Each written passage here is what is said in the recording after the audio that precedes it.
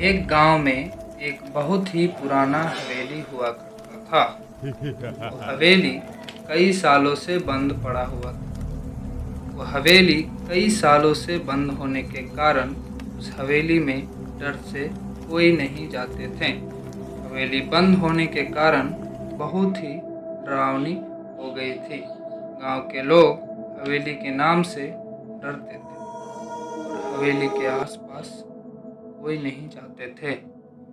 गांव के लोगों का कहना था कि उस हवेली में कई सालों पहले कई बड़े लोग रहा करते थे। उस हवेली में कई नौकर नौकरानियां भी रहती थी। एक दिन उस हवेली के नौकर को उस हवेली के राजा ने किसी कारणवश गोली मार देता है और वो नौकर हवेली में ही मर जाता है।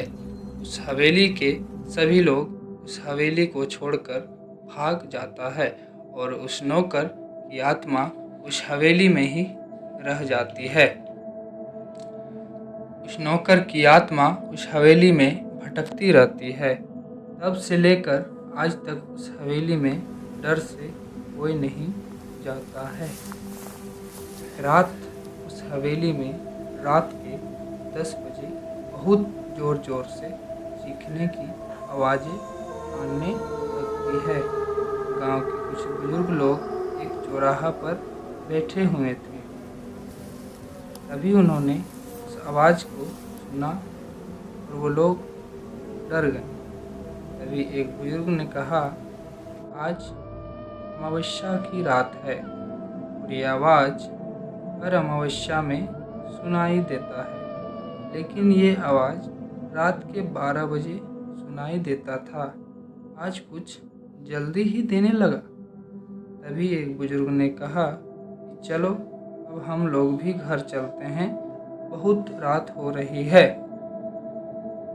और वो लोग अपने अपने घर जाने लगते हैं और घर पहुंचते ही अपने अपने दरवाजे बंद कर लेते हैं और गांव पूरा सन्नाटा हो जाता है।